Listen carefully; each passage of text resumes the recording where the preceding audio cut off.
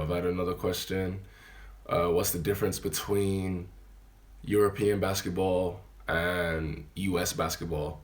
And the biggest difference that I've personally seen is that, like, in the US, they're very athletic and very aggressive in terms of basketball. Like, you need to be able to take the physicality when playing over there.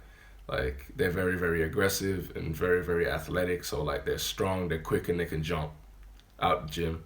So, you know, that you got to be able to compete with that. And then with the European game, I would say it's more fundamentally sound, and I would say it's also great at developing big men, because look at Nikola Jokic in the NBA. Like, he plays on the perimeter like a guard. If you watch him carefully, he plays like a guard on the perimeter, and then when he's in the post, he plays like a big. But he can also dish the ball out and stuff like that. He can pass the ball. He can, go coast to coast if he really wants to. Like, he knows what to do. He has a very high IQ. Like, I feel like in the States, they kind of just want the big to just, post up and, just do what typical bigs do: set picks, grab rebounds, dunk the ball, stuff like that. But, like, in Europe, they want the big to be spread out. That's what they want. So that's what I think is the biggest difference between the two. Another thing I would say is, like, the mentality that the US has. Like, it's either kill or be killed. Like, in college, for me, we had a slogan that was one heart, one team dominates. My coach wanted us to dominate, and like a win wasn't enough for him. It really wasn't enough. Like, he wanted us to not just win, but annihilate them. Like, literally, like, he would say to us after games that we, like, came close to winning, like when we won, and he'd be like, "Oh, so how many free throws did we get up? How many turnovers did we have? How many, like, offensive rebounds did we get? How many defensive rebounds did we get?" Like, it was very specific stuff, and, like, there was a certain number that we had to hit in each category. So yeah, like, the mentality, man, kill or be killed. That's the mentality.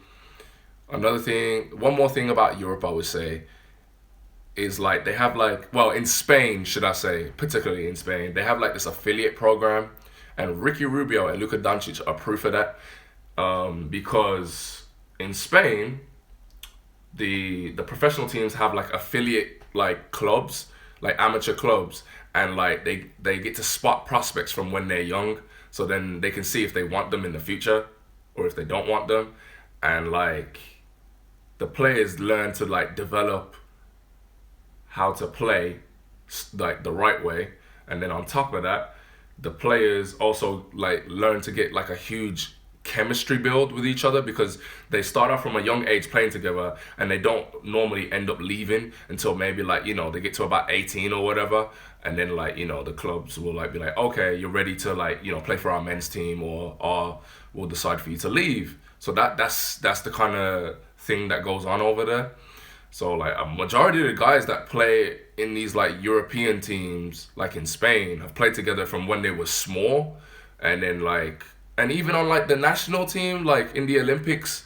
Like, if you go back and watch the Olympics carefully, a lot of those guys played together when they were younger, and then with the US, going back to the US, a lot of those guys were very, very aggressive compared to the other teams. Like, Europe is more about finesse.